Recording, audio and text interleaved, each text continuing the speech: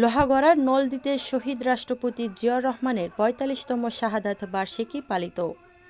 শহীদ president Ziaur রহমানের দেশপ্রেম ইতিহাসে অমলিন হয়ে থাকবে। Doctor AZM Fariduzzaman Farhad. তথ্য ও ভিডিও চিত্রে শরীফুজ্জামান, নড়াইল প্রতিনিধি। নড়াইলের লোহাগড়া উপজেলার নলদিতে যথাযোগ্য মর্যাদার মধ্য দিয়ে বিএনপির প্রতিষ্ঠাতা বহুদলীয় গণতন্ত্রের প্রবক্তা শহীদ রাষ্ট্রপতি জিয়াউর রহমানের ৪৫তম শাহাদাত বার্ষিকী পালিত হয়েছে। এ উপলক্ষে শুক্রবার ৫ই জুন বিকাল ৪টায় নলদী ইউনিয়ন পরিষদ কার্যালয়ের সামনে আলোচনা সভা ও দোয়া মাহফিলের আয়োজন করা হয়।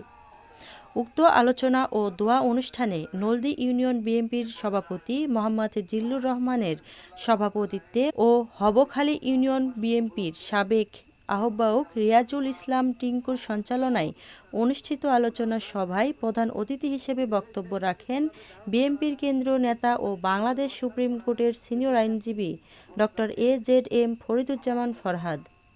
আলোচনা সভায় অন্যান্যর মধ্যে বক্তব্য রাখেন নড়াইল জেলা বিএনপির সাবেক সহ-সভাপতি ও নলদী ইউনিয়ন পরিষদের সাবেক চেয়ারম্যান আসাদুজ্জামান, জেলা বিএনপির সাংগঠনিক সম্পাদক মাহবুব মোর্শেদ জাপল, জেলা যুবদলের সভাপতি মোহাম্মদ মশিয়ার রহমান, জেলা কৃষক দলের আহ্বায়ক মোহাম্মদ নবীর হোসেন, লোহাগড়া উপজেলা বিএনপির সভাপতি মোহাম্মদ হেমায়েত হোসেন, সাধারণ সম্পাদক মোহাম্মদ টিপু সুলতান, যুগ্ম সাধারণ সম্পাদক আজিজার সর্দার, পৌর বিএনপির সহসভাপতি SM শাহীন বিপ্লব, পৌর বিএনপির সাধারণ সম্পাদক শামসুল হক আজাদ, মেজবা উদ্দিন পারভেজ, লোহাগড়া পৌর বিএনপির যুগ্ম সাধারণ সম্পাদক মোহাম্মদ মুসা মোল্লা সহ প্রমুখ। আলোচনা সভায় প্রধান অতিথির বক্তব্যে বিএনপির নেতা ডক্টর AZM ফরিদুজ্জামান ফরহাদ বলেন, শহীদ প্রেসিডেন্ট জিয়াউর রহমানের অন্যান্য সাধারণ দেশপ্রেম ও আদর্শে উজ্জীবিত হয়ে সর্বস্তরের নেতাকর্মীদের ঐক্যবদ্ধ হতে হবে।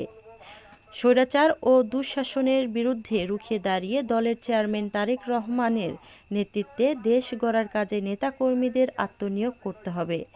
শহীদ প্রেসিডেন্ট জিয়াউর রহমানই দেশকে স্বাবলম্বী করেছিলেন।